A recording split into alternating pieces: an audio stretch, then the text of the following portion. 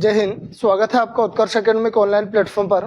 आज बात करेंगे मौर्य वंश के पीवाईक्यू के बारे में। पिछले वीडियो में मौर्य वंश की सामान्य जानकारी तथा कुछ महत्वपूर्ण बातें जहां से एग्जामों में प्रश्न बनते हैं उनके बारे में जानकारी प्राप्त की थी।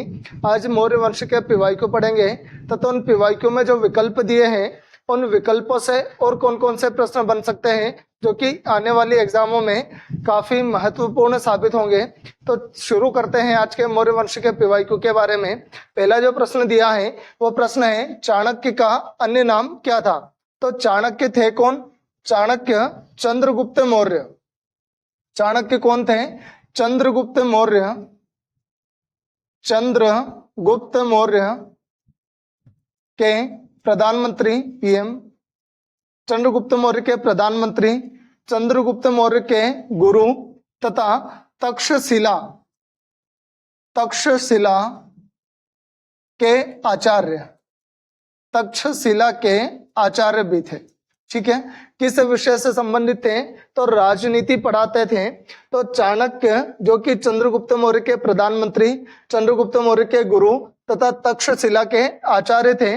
उनका अन्य नाम विष्णुगुप्त, विष्णुगुप्त भी इनका अन्य नाम, और एक नाम और इनका चलता है वो है कौटिल्य। कौटिल्य, तो ये नाम भी ध्यान रखना। चाणक्य को विष्णुगुप्त तथा कौटिल्य भी कहा जाता है जो कि चंद्रगुप्त मौर्य के प्रधानमंत्री तथा उनके गुरु थे। आगे बढ़ते हैं, अगला प्रश्न देखते हैं। निम्नलिखित में से किसकी तुलना मैकियावेली के प्रिंस से की जाती है? तो आंसर आता है कौटिल्य का अर्थशास्त्र। कौटिल्य के अर्थशास्त्र नामक जो पुस्तक है उस पुस्तक की तुलना किससे की जाती है? मैकियावेली के प्रिंस से। और अर्थशास्त्र जो पुस्तक है वो किस विषय से संबंधित है? ध्यान रखना, अर्थशास्त्र पुस्तक का जो विषय है वो विषय है राजनीति। राजनीति, अर्थशास्त्र पुस्तक का विषय राजनीति है।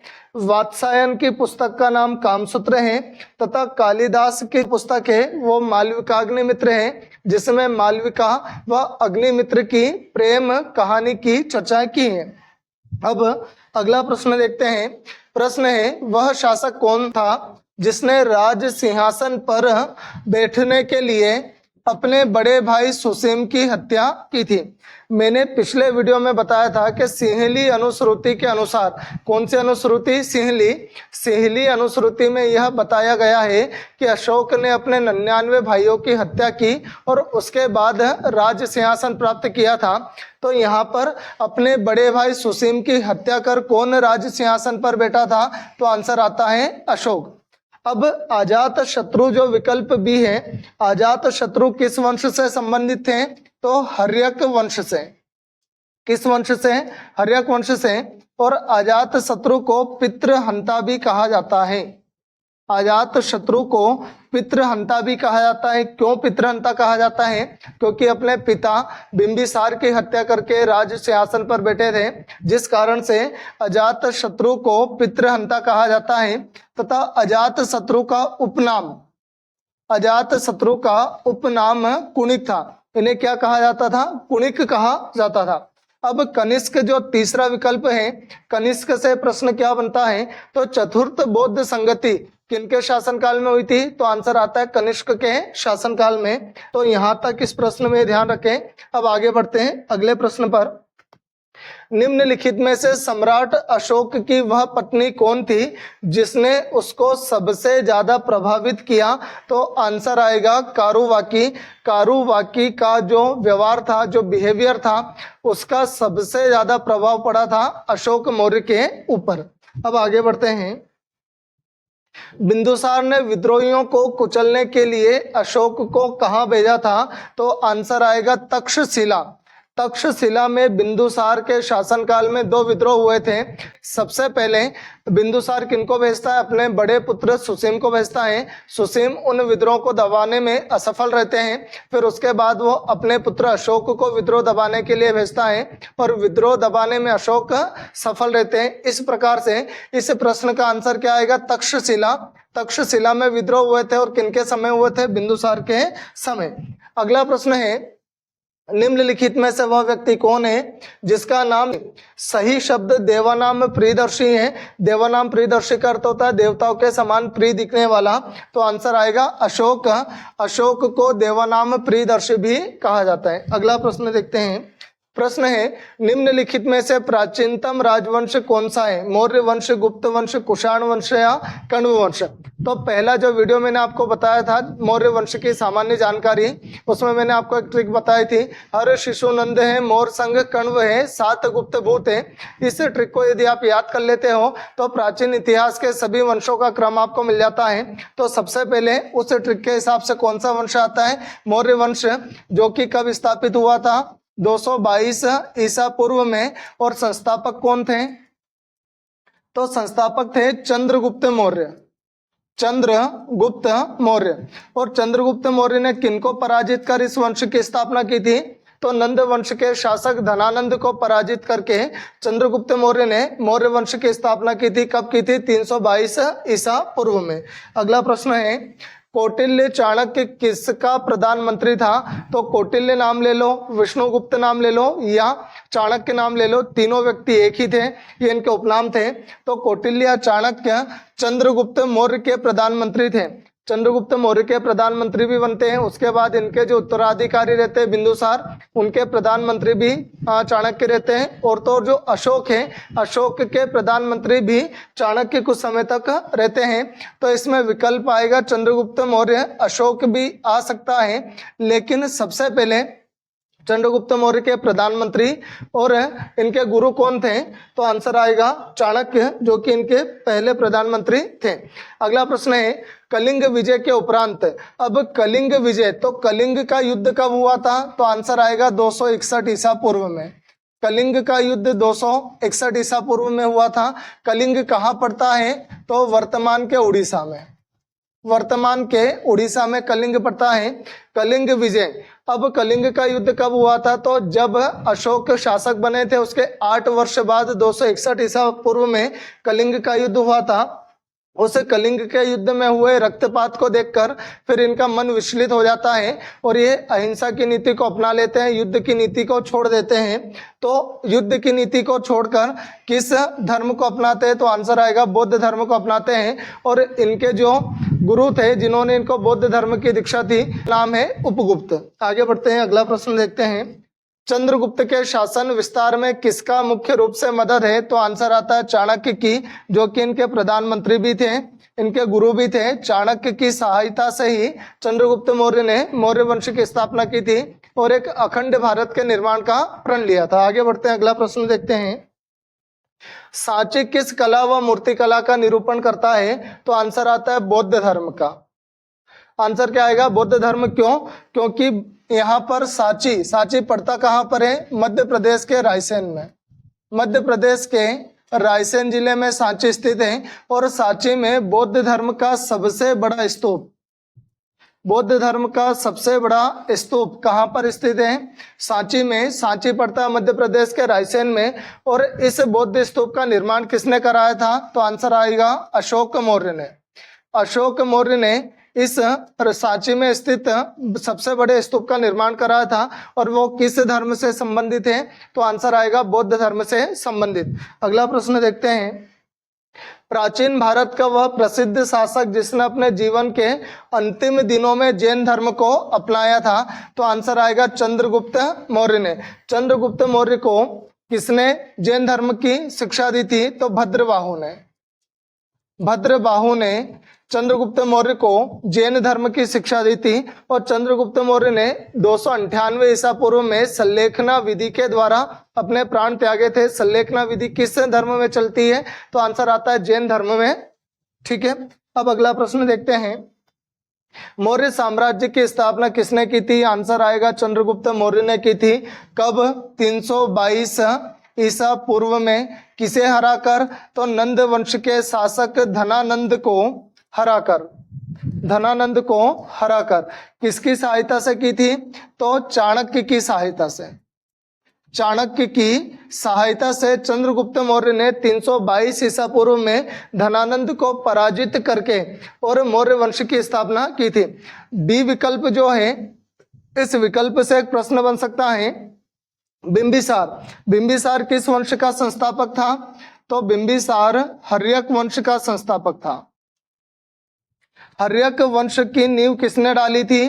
तो आंसर आएगा बिंबिसार ने डाली थी।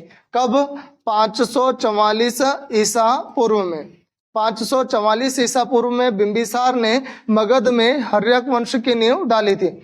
बिंदुसार, तो बिंदुसार किनके पुत्र थे? चंद्रगुप्त मौर्य के पुत्र थे। अब आगे बढ़ते हैं। निम्नलिखित में से कौन मौर्य वंश का शासक नहीं है? चंद्रगुप्त मौर्य मौर्य वंश के संस्थापक हैं, जो कि पहले शासक थे इस वंश के।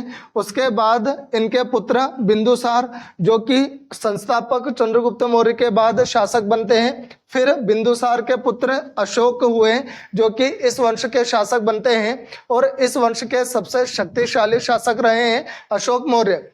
अजातशत्रु मौर्य वंश के शासक नहीं थे, क्योंकि अजातशत्रु हर्यक वंश के शासक थे, हर्यक वंश। तो आंसर क्या आएगा? निम्नलिखित में से कौन मौर्य वंश का शासक नहीं है? तो आंसर आएगा अजातशत्रु नहीं है। अब आगे बढ़ते हैं। अगला प्रश्न है, निम्नलिखित में से अशोक का उत्तराधिकारी कौन था? तो आंसर आएगा कुणाल। अशोक का उत्तराधिकारी कौन था? कुणाल। बिंदुसार तो अशोक के पिता थे, अशोक के पिता। ठीक, आगे बढ़ते हैं। मुद्रा राक्षस का लेखक निम्न में से कौन था? तो आंसर आएगा विशाख दत्त। विशाख दत्त मुद्रा राक्षस नामक जो पुस्तक है उसके लेखक थे। अश्वघोष से भी प्रश्न बन सकता है। अश्वघोष ने बुद्धचरित, अश्वघोष ने बुद्धचरित नामक पुस्तक लिखी थी। अब अगला प्रश्न देखते हैं। मालवा, गुजरात एवं महाराष्ट्र किस शासक ने पहली बार जीते थे? तो आंसर आएगा चंद्रगुप्त मौर्य ने, क्योंकि चंद्रगुप्त मौर्य ने चाणक्य की सहायता से अखंड भारत के निर्माण का प्रण लिया था। इसलिए सबसे पहले मालवा, गुजरात एवं महाराष्ट्र को अपने साम्राज्य में किसने मिलाया था? चंद्रगुप्त मौर्य ने। अगला प्रश्न, किसने सहिष्णुता, उदारता और करुणा के त्रिविध आधार पर राजवंश की स्थापना की थी? तो आंसर आएगा अशोक ने। अशोक ने भेरी घोष की जगह पर धम्म घोष की नीति अपनाया था, मतलब युद्ध की नीति को छोड़कर अहिंसा की नीति को अपनाया था, धम्म की स्थापना की थी। इस प्रकार से इन तीनों पर आधारित राजवंश की स्थापना किसने की थी? अशोक ने। अब आगे बढ़ते हैं। नंद वंश के पश्चात मगध पर किस राजवंश का उदय हुआ या किस राजवंश ने शासन किया? तो आंसर आएगा मौर्य वंश, क्योंकि नंद वंश का अंतिम शासक कौन था? धनानंद। और धनानंद को किसने पराजित किया था? चंद्रगुप्त मौर्य ने, चंद्रगुप्त मौर्य ने। आगे बढ़ते हैं। अगला प्रश्न देखते हैं। मौर्य काल में शिक्षा का सर्वाधिक प्रसिद्ध केंद्र कौन सा था? तो आंसर आता है तक्षशिला। और चाणक्य जो थे वो चाणक्य तक्षशिला के ही आचार्य थे। चाणक्य कहाँ के आचार्य थे? तक्षशिला के आचार्य। आगे बढ़ते हैं। अगला प्रश्न देखते हैं। मेगास्थनीज की पुस्तक का नाम क्या है? तो आंसर आएगा इंडिका। मेगास्थनीज की पुस्तक का नाम इंडिका है। और मेगास्थनीज था कौन? तो सेल्यूकस निकेटर का राजदूत। सेल्यूकस निकेटर, सेल्यूकस निकेटर का राजदूत था मेगास्थनीज, जो कि किसके दरबार में आया था? दरबार, किसके दरबार में आया था? आंसर आएगा चंद्रगुप्त मौर्य के दरबार में। चंद्रगुप्त मौर्य के दरबार में मेगास्थनीज आया था। और मेगास्थनीज की पुस्तक का नाम क्या है? इंडिका। अब आगे बढ़ते हैं। जिसके ग्रंथ में चंद्रगुप्त मौर्य का विशिष्ट रूप से वर्णन मिला है? आंसर आएगा विशाख दत्त। विशाख दत्त की जो पुस्तक है मुद्रा राक्षस, मुद्रा राक्षस, उस पुस्तक में चंद्रगुप्त मौर्य तथा राक्षस नामक अमात्य की घटनाओं के बारे में पूर्णतः वर्णन किया गया है। तो आंसर आएगा विशाख दत्त की मुद्रा राक्षस में। अब आगे बढ़ते हैं। वह स्रोत जिसमें पाटलिपुत्र के प्रशासन का वर्णन उपलब्ध है? तो आंसर आएगा इंडिका। इंडिका पुस्तक के लेखक कौन थे? मेगास्थनीज। मेगास्थनीज ने इंडिका नामक पुस्तक लिखी थी। और किनके समय पर आए थे मेगास्थनीज? चंद्रगुप्त मौर्य। चंद्रगुप्त मौर्य के दरबार में मेगास्थनीज आए थे। मेगास्थनीज थे कौन? सेल्यूकस निकेटर के राजदूत। सेल्यूकस निकेटर के राजदूत, सेल्यूकस निकेटर के राजदूत। अर्थशास्त्र पुस्तक किसने लिखी थी? तो आंसर आता है चाणक्य ने। अर्थशास्त्र पुस्तक के लेखक कौन थे? चाणक्य थे। और इसका विषय किससे संबंधित है? राजनीति से। अब आगे बढ़ते हैं, अगला प्रश्न देखते हैं। अशोक के शिलालेखों में प्रयुक्त भाषा, तो अशोक के शिलालेखों में प्रचलित जो भाषा है वो प्राकृत भाषा है, प्राकृत या अर्धमगधी। अब आगे बढ़ते हैं, प्रश्न दिया है मेगास्थनीज ने भारतीय समाज को कितनी श्रेणियों में बांटा गया है? तो मेगास्थनीज की पुस्तक है इंडिका। उस इंडिका पुस्तक में भारतीय समाज के बारे में जानकारी मिलती है। उस समय के तत्कालीन जो समाज था मौर्य वंश के समय, उस समाज के बारे में जानकारी मिलती है। और उस समाज को कितने वर्गों में विभाजित किया गया था? तो आंसर आएगा 7 वर्गों में। अब आगे अगला प्रश्न देखते हैं, कौटिल्य के अर्थशास्त्र में किस पहलू पर प्रकाश डाला गया है? तो कौटिल्य के अर्थशास्त्र में राजनीतिक नीतियों के बारे में जानकारी मिलती है, क्योंकि जो अर्थशास्त्र नामक पुस्तक है लिखी किसने थी? चाणक्य ने। और इस पुस्तक का विषय क्या था? राजनीति। अब आगे बढ़ते हैं, निम्न में से कौन सा क्षेत्र अशोक के साम्राज्य में सम्मिलित नहीं था? तो आंसर आता है श्रीलंका। श्रीलंका अशोक के साम्राज्य में सम्मिलित नहीं था। अशोक ने अपनी पुत्री संघमित्रा तथा पुत्र महेंद्र को बौद्ध धर्म के प्रचार के लिए कहां पर भेजा था? श्रीलंका में। तो आंसर आएगा सी वाला। अगला प्रश्न देखते हैं, पाटलिपुत्र को किस शासक ने सर्वप्रथम अपनी राजधानी बनाया था? तो आंसर आएगा चंद्रगुप्त मौर्य ने सबसे पहले पाटलिपुत्र को अपनी राजधानी बनाया था। पाटलिपुत्र की स्थापना किसने की थी? तो आंसर आता है उदयन ने। हर्यक वंश का जो शासक था उदयन ने गंगा व सोन नदी के तट पर किस नगर की स्थापना की थी? पाटलिपुत्र की। और मौर्य वंश का प्रथम शासक चंद्रगुप्त मौर्य ने पाटलिपुत्र को सबसे पहले अपनी राजधानी बनाया था। अब आता है अगला प्रश्न, बराबर की गुफाओं का उपयोग किसने आश्रय गृह के रूप में किया था? तो आजीवक संप्रदाय के अनुयायियों ने, उन संतों ने इनका प्रयोग किया था। जो बिंदुसार है, उन बिंदुसार ने 4 गुफाएं बनाई थी, विश्व, झोपड़ी, चौपार, सुदामा, इस प्रकार से 4 गुफाएं बनाई थी। उन गुफाओं का प्रयोग किन्होंने किया था? आजीवक संप्रदाय के अनुयायियों ने। अब अगला प्रश्न देखते हैं, सही उत्तर का चयन कीजिए। प्रियदर्शी या प्रियदर्शी या प्रियदर्शी, देवानाम प्रियदर्शी पूरा शब्द रहता है देवताओं के समान प्रिय दिखने वाला। तो देवताओं के समान प्रिय दिखने वाला किन्हें कहा गया है? अशोक को। सेंड्राकोट्स या सेंड्राकोटस, यूनानियों के द्वारा सेंड्राकोटस किन्हें कहा गया था? तो आंसर आता है चंद्रगुप्त मौर्य को। अमित्रघात के नाम से बिंदुसार को जाना जाता है। अमित्रघात हो गया, वारिसार हो गया, भद्रसार हो गया, इस प्रकार के उपनाम बिंदुसार को दिए गए थे। विष्णुगुप्त या कौटिल्य कौन थे? तो आंसर आता है चाणक्य। अब आगे बढ़ते हैं, अगला प्रश्न है, प्रथम भारतीय साम्राज्य स्थापित किया था तो किन्होंने? चंद्रगुप्त मौर्य ने। चंद्रगुप्त मौर्य पहले शासक थे जिन्होंने अखंड भारत का प्रण लिया था। और सातवाहन वंश के और शासक हुए हैं गौतमी पुत्र सतकर्णी। गौतमी पुत्र सतकर्णी ने भी अखंड भारत का प्रण लिया था। तो यहाँ पर आंसर क्या आएगा? चंद्रगुप्त मौर्य। अब आगे अगला प्रश्न देखते हैं, सांची का स्तूप किसने बनवाया था? आंसर आएगा अशोक मौर्य ने। सांची कहाँ पर पड़ती है? तो सांची पड़ती है रायसेन जिले में। और रायसेन कहाँ पर पड़ता है? तो आंसर आएगा मध्य प्रदेश में। मध्य प्रदेश के रायसेन जिले में सांची का स्तूप अशोक मौर्य ने बनाया था, जो कि बौद्ध धर्म का सबसे बड़ा स्तूप है। अब अगला प्रश्न है, अशोक के शिलालेखों को पढ़ने वाला प्रथम अंग्रेज कौन था? आंसर आएगा जेम्स प्रिंसेप। जेम्स प्रिंसेप ने 1837 में सबसे पहले अशोक के शिलालेखों को पढ़ने में सफलता प्राप्त की थी। अब अगला प्रश्न, कलिंग युद्ध की विजय तथा क्षत्रियों का वर्णन अशोक के किस शिलालेख में मिलता है? तो आंसर आता है 13वें शिलालेख में। अशोक के 13वें शिलालेख में कलिंग युद्ध का वर्णन है तथा साथ ही साथ इनके हृदय परिवर्तन तथा अहिंसा की नीति अपनाने का जो जिक्र हुआ है वो भी अशोक के 13वें शिलालेख में हुआ है। अब आगे बढ़ते हैं, प्रसिद्ध यूनानी राजदूत मेगास्थनीज भारत में किसके दरबार में आया था? तो मेगास्थनीज आया था चंद्रगुप्त मौर्य के दरबार में। और किनका राजदूत था? तो सेल्यूकस निकेटर। सेल्यूकस निकेटर का राजदूत। सेल्यूकस निकेटर का राजदूत मेगास्थनीज चंद्रगुप्त मौर्य के दरबार में आया था और इसकी पुस्तक का नाम इंडिका, पुस्तक का नाम इंडिका है, जो कि एग्जामों में पूछी जाती है।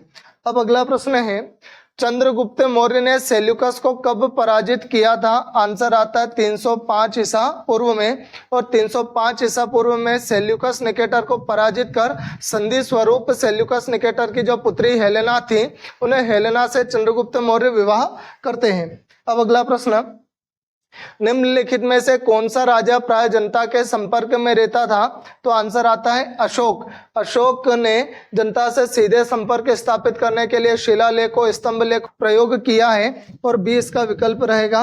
अब अगला प्रश्न है, अशोक ने 261 ईसा पूर्व में कलिंग को जीतने के बाद क्या किया? तो भारी रक्तपात देखकर युद्ध की नीति को सदा के लिए त्याग दिया और अहिंसा की नीति को अपना लिया, अहिंसा की नीति को अपनाया, मतलब भेरी घोष की नीति को त्यागा और किस नीति को अपनाया? धम्म की नीति को अपनाया था। अब अगला प्रश्न, अशोक के अधिकांश अभिलेख किस भाषा या लिपि में है? तो आंसर आएगा प्राकृत व ब्राह्मी लिपि में। अगला प्रश्न है, किस ग्रंथ में चंद्रगुप्त मौर्य के लिए वृषल या निम्न कुल शब्द का प्रयोग किया है? तो आंसर आता है मुद्रा राक्षस में। मुद्रा राक्षस के लेखक कौन थे? तो मैं पहले आपको बता चुका हूं इस प्रश्न को। इसी में चंद्रगुप्त मौर्य को निम्न जाति का बताया है। निम्नलिखित में से किस राज्य देश में अशोक के व्यक्तिगत नाम अशोक का नाम मिलता है? तो आंसर आता है मास्की व गुर्जरा अभिलेख में। मास्की व गुर्जरा अभिलेख में अशोक को अशोक कहा गया है। अब अगला प्रश्न है, अशोक ने अपने राज्याभिषेक के चौथे वर्ष में निग्रोध के प्रभाव से प्रभावित होकर किससे बौद्ध धर्म की दीक्षा ली थी? तो आंसर आएगा उपगुप्त से बौद्ध धर्म की दीक्षा ली थी। अब अगला प्रश्न है, किसने पाटलिपुत्र को पोलीब्रोथा कहा है? तो आंसर आता है मेगास्थनीज ने पाटलिपुत्र को पोलीब्रोथा कहा है, और मेगास्थनीज की पुस्तक जो इंडिका थी, इस इंडिका में पाटलिपुत्र का विस्तृत वर्णन किया गया है, वहां के प्रशासन के बारे में और वहां के समाज के बारे में। अब अगला प्रश्न है, मौर्य काल में गुप्तचरों को क्या कहा जाता था? तो आंसर आता है गुड़ पुरुष। मौर्य काल में गुप्तचरों को गुड़ पुरुष कहा जाता था, जासूसों को गुड़ पुरुष कहा जाता था। और दो प्रकार के जासूस होते थे, एक तो संस्था एवं संचार। संस्था नामक जो गुड़ पुरुष होते थे या संस्था नामक जो गुप्तचर होते थे, वो एक ही जगह पर स्थिर रहते थे, एक ही जगह पर स्थिर, एक ही जगह पर स्थिर रहने वाले जासूसों को संस्था कहा जाता था। जबकि जो अपना स्थान परिवर्तन करते थे, इधर उधर फिरकर जासूसी करते थे, उन गुड़ पुरुष को या उन जासूसों को क्या कहा जाता था? संचार।